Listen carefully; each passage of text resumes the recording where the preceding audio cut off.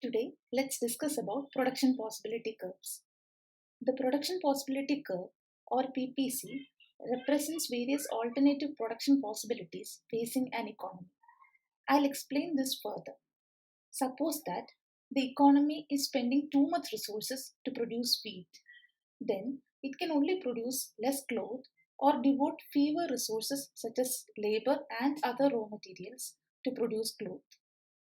On the other hand, if it is spending too much resources to produce cloth, then it can only produce less wheat or devote fewer resources such as labor or land, etc., to produce wheat.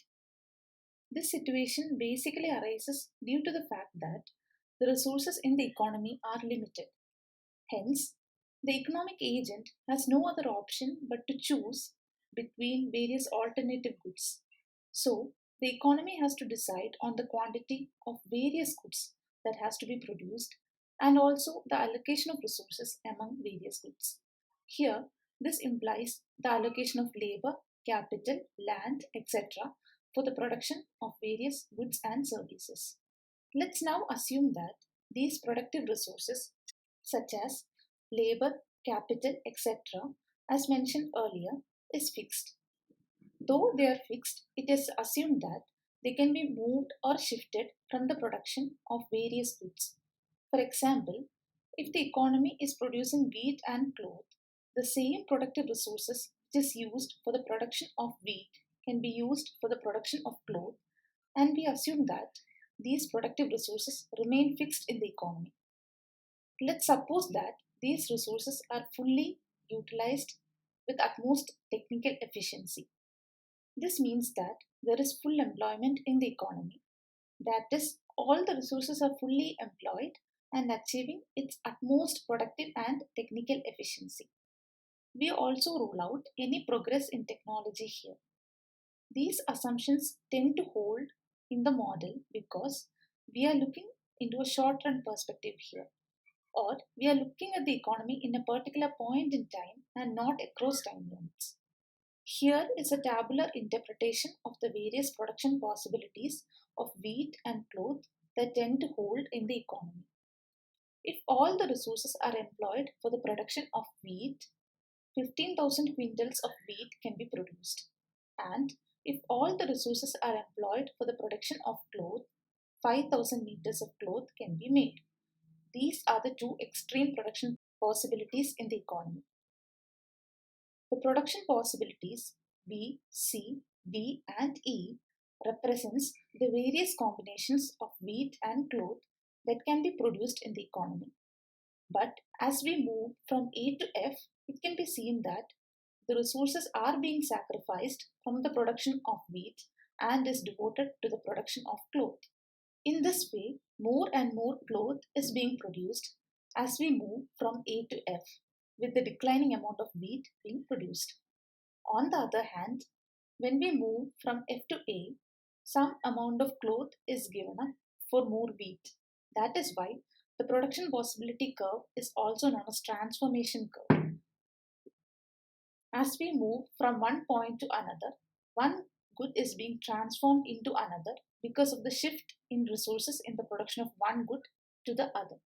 This is the graphical depiction of PPC, where the point A represents that all the resources are devoted for the production of wheat, and point F represents that all the resources are spent for the production of cloth. The curve has a concave shape because the slope of the PPC keeps on increasing as we move from A to F. At first, from point A to B, only 1 unit of wheat is sacrificed for the production of 1 additional unit of cloth. Hence, the slope will be 1. But from point B to C, 2 units of wheat had to be sacrificed for the production of 1 additional unit of cloth, and the slope will be 2. And 3 units of wheat are sacrificed from C to D, 4 units from D to E, 5 units are sacrificed from E to F. Hence, it is clear that the slope of the curve has been increasing as we move from A to F. You can watch the video on the calculation of slope if you need further elaboration on the same. The crux of the PPC or PPF lies in the fact that in a fully employed and technically efficient economy, we need to give up some units of one good to obtain additional units of the other, which is due to the resource scarcity. As I have mentioned in the previous lectures, the opportunity cost of a commodity is the amount of a next best alternative forgone for producing an extra unit of the commodity. The same concept comes into the picture here. Here, as we move from A to F, the sacrifice in terms of weight for an extra unit of cloth went on increasing.